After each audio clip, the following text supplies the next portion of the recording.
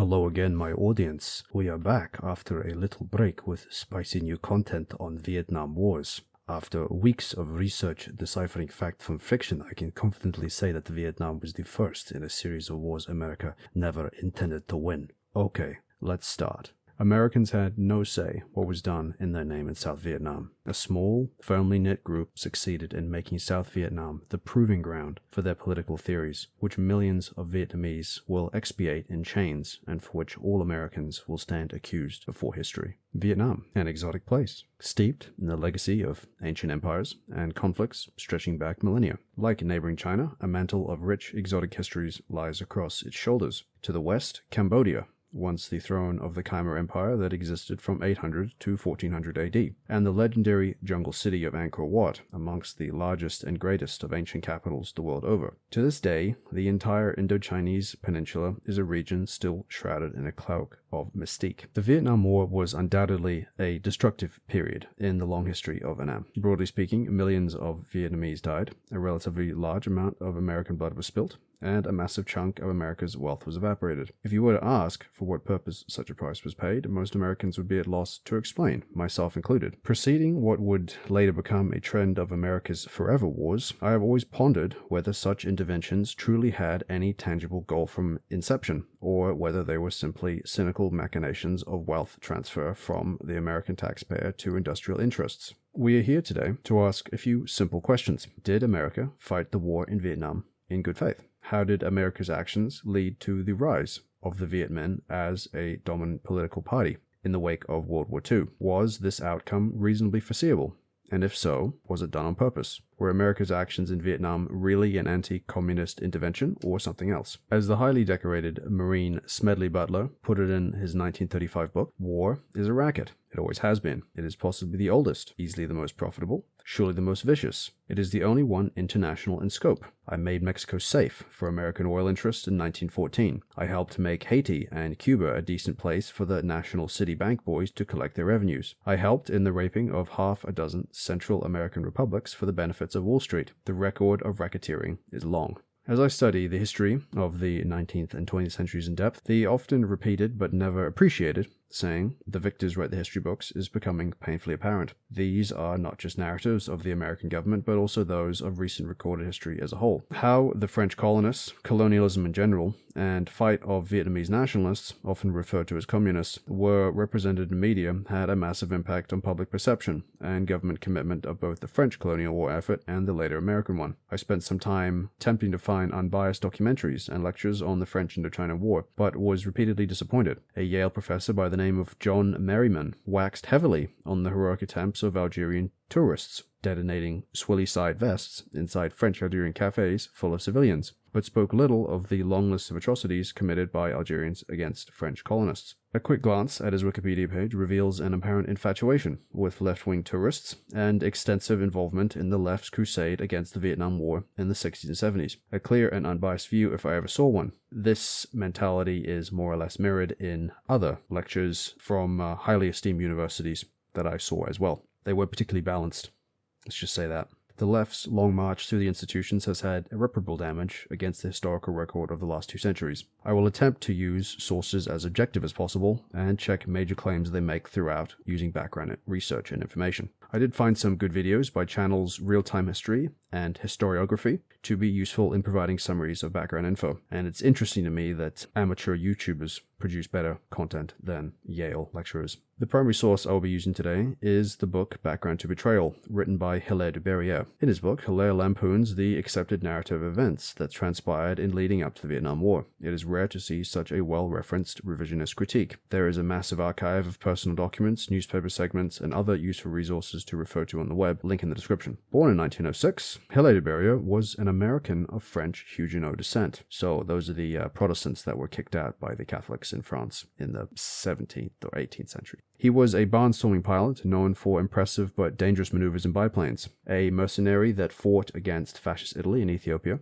as a spy in the Spanish Republican Air Force during the Spanish Civil War, and later as a journalist and diplomatic entourage in Vietnam in the 1950s and 60s. Most of the book is referenced from contemporary newspaper sources and Hilaire's own notes and transcripts. At first glance, this doesn't sound very promising, until you realize that Hilaire was party to a great deal of confidential discussions and meetings as an interpreter and advisor for both Vietnamese Emperor Bao Dai and South Vietnam President Ngo Dinh Diem, who knows the number plate of the Cadillac carrying General Bedell Smith to the hotel in Evian, Switzerland, to meet up with the then exiled Bao Dai during the 1954 Geneva Conference? Hilaire knows. It was VD 14724. Keep in mind, this book was published in 1965. That's quite an important detail. This book was published prior to the American mass mobilization of forces to Vietnam and their eventual withdrawal in 1975, 10 years later. Generally speaking, America's record of interventions and conflicts up to the Vietnam War is relatively positive. I say that in the sense that objectives and their means of accomplishment were well defined and achieved within a reasonable period of time. World War I, 4.7 million military personnel were mobilized, 120,000 lost in a one-year engagement ending in the defeat of the Central Powers. World War II, the defeat of the Axis powers, requiring American involvement of less than 3 years. The forgotten Korean War of 1950, rarely discussed in popular media, was a conflict of roughly half the scope of Vietnam in peak strength and casualty count, but achieved its goal of communist repulsion within a short 3-year span. Thanks to that, we now have K-pop, great Korean thrillers, and bulgogi beef. Even the earlier protracted occupation of Haiti and the Dominican Republic, lasting 19 and 8 years respectively, were both minute, both in military strength and casualty count relative to later wars. So what caused American foreign policy to become so ineffective and wasteful after the Korean War? Prior to World War I, the American public were not supportive of large foreign interventions. Foreign interventions up to World War I were limited. Larger conflicts, like World War I and World War II, both needed provocations and conscription. The Mexican-American War of 1848 lasted almost 2 years, with 17,000 dead or wounded Americans. In contrast, the American Civil War of 1861, over 600,000 dead. But generally, wars were small and limited. Construction ground to a halt after Vietnam, when the propaganda apparatus could no longer convince the American public to sacrifice their sons, at which point the military became voluntary and the public cared a lot less about foreign wars. Second, until the 16th Amendment in 1913, there was no peacetime income tax in the United States of America. This is a fact that very few people know. The newfound industrial production after World War II created a massive chunk of wealth in the hands of the citizenry, and the industrial vultures created during the World Wars began to circle, scheming new ways to extract wealth from the toil of ordinary Americans. Income tax provided a large chest to plunder. Third, the Bretton Woods Agreement and default currency. You can print a lot more money without inflation when half of all your dollars live in foreign bank accounts and currency reserves. After all, someone had to spend all that tax money and printed currency and divert it into the right hands, although we're starting to feel that inflation in later years. Cost of living crisis, my ass, more like money printing crisis. If you ask any American why the Civil War was fought, or why America fought in Vietnam, you will be told because of slavery and because of the threat of communism. Both of these answers are dubious. The primary reason for the American Civil War was not civil rights. Delaware, Kentucky, Maryland, and Missouri all practiced slavery. They were exempt from the Emancipation Proclamation when they joined the Union. The true reason for the Civil War was states' rights, and the assertion that once in the Union, there was no leaving. That all aside, let's examine a crucial inflection point in the history of Vietnam. The French colonists, The French were the colonial power in Vietnam from the 1860s until final withdrawal in 1954. French Indochina is long and complicated, but I'll give you a quick rundown here. French involvement in Vietnam goes back to the 1600s, when Catholic missionaries were sent there and trade established. As the race to claim foreign lands or colonies began to heat up in the 1800s, France began to eye the Indochinese Peninsula. French victory in the Sino-French War of 1884 wrested control of North Vietnam from the Qing dynasty. Vietnam was and still is highly valued for its production of latex rubber. Today, it is still in the top 3 largest producers. Rubber is a critical resource. It has not been fully replaced by synthetics. Modern tires typically use a blend of vulcanized latex and butadiene rubbers, the former of which is obtained from the tropical latex tree. The Vietnamese, in contrast to Laos and Cambodia, never seemed restful under foreign rule. Vietnamese defiance to foreign rule goes back 2,000 years to the venerated Trung sisters, who temporarily expelled the Chinese Han dynasty from Vietnam. Colonial Vietnam was no exception, and limited rebellions and uprisings occurred on a roughly decade basis against the French until World War II.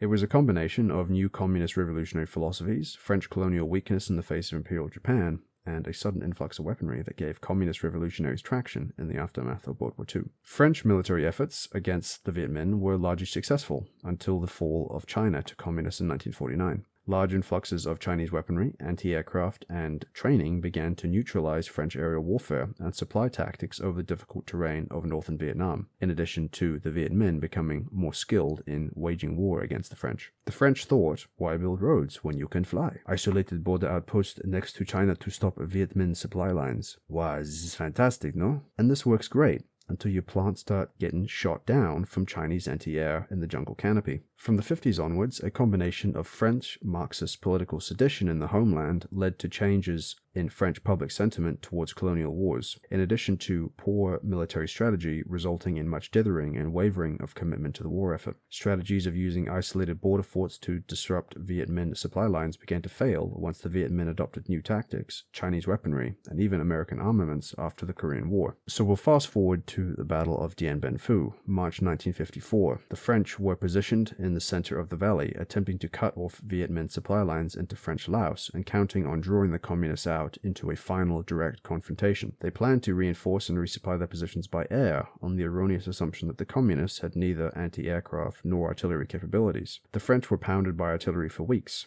their airstrip destroyed, and eventually overrun in 1954. This was the French last major engagement in the First Indochina War. Throughout the First Indochina War, there was American aid. So the question is, could American intervention have nudged the French towards a victory against the Viet Minh? Hilaire de Berruyere thought so. He was highly skeptical about the communist victory at Dien Bien Phu, describing it as Pyrrhic at best, with 30 to 40% casualties on the Vietnamese side. Ho knew the Geneva Convention was happening in April that year, and so mustered all his forces he had for additional bargaining power at the Geneva Accords to be held early in that year. In his book, Hilaire asserted American air support and airstrikes would have relieved the beleaguered French. At this time, the French garrison of 15,000 was surrounded by almost everything that Ho could muster, some 50 to 80,000 troops, including support and logistics. They hauled artillery and anti-aircraft guns up into the surrounding mountains and fired down on the French position. Whose guns were these? They were Chinese, and this new development provided pretense for an American response. Now, just a side note on numbers. General Philip B. Davison, in his book, corroborated Hilaire's sentiment that the force at Dien Bien Phu was most of the Viet Minh, stating that Viet Minh forces in the north totaled somewhere in the realm of 100 to 125,000 by 1953. The French had about 170,000 forces in and around the Tonkin Delta, but over half of these were tied up in anti-guerrilla efforts in the 7,000 or so villages in the area. Morale was high for the Viet Minh as they fought for their independence, but for the Vietnamese army, numbering around 80,000, morale was low, as they did not particularly care for their colonial rulers. Once the Battle of Dien began, the French realized their poor position and petitioned America for help. Operation Vulture was proposed by Secretary of State Dulles and Admiral Radford. Plans were drawn up by the Joint Chiefs of Staff involving 60 to 100 B-29s from bases in the area, 1,400 bombs, and potentially 3 small tactical nuclear weapons. General F. Twining of the U.S. Air Force endorsed the operation, but General Ridgway of the Army was strongly opposed. He did not believe the operation would save the French, and that 50,000 American soldiers would eventually need to be mobilized. Ridgway also feared that intervention so close to Chinese borders would precipitate Chinese intervention, as it had in the Korean War. Vice President Nixon was strongly in support of the operation, asserting it to be essential to stop the creeping threat of communism in Vietnam and Southeast Asia. With almost unanimous support from the Joint Chiefs of Staff, that left Eisenhower to be convinced. Reportedly, he was against nuking Asians a third time in the decade, but conceded he would accept the operation if the British assisted. Notably, Lyndon B. Johnson, a Democrat, Senate Minority Leader and future president, was also opposed to granting a resolution that would have given Eisenhower the power to wage war in Indochina. It would be the same resolution he would seek 10 years later during the Gulf of Tonkin incident, starting direct American involvement in the Vietnam War. Ultimately, the British declined to assist in the mission and provide bilateral legitimacy. Britain was at the time waging a war against communists in its own Malaysian colony, and so had resources in the area to provide assistance, if token, and cause aligning with their own. It remains unclear why they declined. It still remains unclear to me, throughout my research, why the British declined to support the operation. I do believe Eisenhower's concerns about Chinese involvement were legitimate, being so close to the Korean War. However, the Chinese were already providing munitions and equipment to the Viet Minh at this point, notably artillery and anti-aircraft guns, so I'd be inclined to say that air non-nuclear airstrikes would not have precipitated Chinese involvement. Hilaire saw the chance of intervention from China on the part of Vietnam to be nil, and that American determination would discourage Peking from further adventures. Chinese support of Viet Minh declined during the Korean War, showing that while Vietnam and Korea were both comrades, Korea was the better friend, not to mention centuries of historical vassal status between Korea and China. Then when you consider China's historical animosity with Vietnam, go read about their ancient history, including the later Sino-Vietnamese War in 1978, Hilaire's assessment was probably right. China's primary motivation in supporting the Viet Minh was to provide a buffer against Western encroachment on the southern border. They knew the Viet Minh were nationalists first, and communists second. In regards to the biggest question of motive in American Vietnam policy after French defeat, I'm not going to stand here and preach that Marxism and communism wasn't a credible threat to the West. After all, it was spreading like wildfire in the 50s and 60s throughout the Third World. It was a sinister other, an uncontrolled forest fire of popular revolution. It was a credible threat at face value. Would it then make sense to systematically dismantle all anti-communist forces in Vietnam? The colonial French, the Cao Dai, the Ho Hao, Li Van Vienne, Anez Bin Nguyen brigands, and every other anti-communist force. What about Bao Dai, the Vietnamese emperor? Bao Dai was consistently vilified in American media with a vindictiveness not even applied to Stalin. If you know anything about history, you know that a legitimate monarch is a solid candidate for stable rule. Vietnam had been ruled by an emperor for at least 1,000 years. France knew this, Japan knew this, they both retained Bao Dai, but America decided against supporting him and all these other factions. Another interesting detail that never seems to be mentioned. Ho Chi Minh was an OSS guy. That was the precursor to the CIA. He was funded and equipped by the American OSS to fight the Japanese in World War II. Now, you might claim that America didn't know the threat of Marxism at that time, but that isn't true. There is a long list of attempted communist revolutions worldwide prior to World War II. The Yanbai Mutiny and Nay Tin Soviets were two in Vietnam in the 1930s. Russia had already been painted red, and China was on its way. America knew full well the effectiveness of Marxist doctrine in fomenting rebellion in colonial countries. Hilaire says that Ho was armed by the OSS to fight the Japanese, but he does not take this for granted that it is the truth. I am unable to find any battles waged against the Japanese by Ho and his American allies. Hilaire reports a single incident of an isolated village where 8 Japanese were killed by Viet Minh.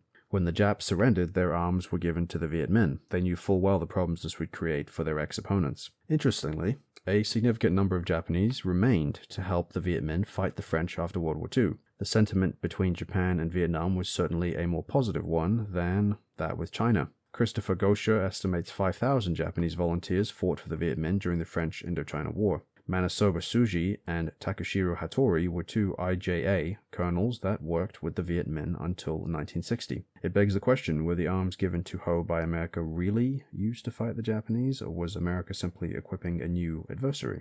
I think we'll leave it there for today. We'll go into more detail about these anti-communist forces that America assisted in dismantling in the next video, and examine possible American motives for the blunder that was Vietnam. Until next time.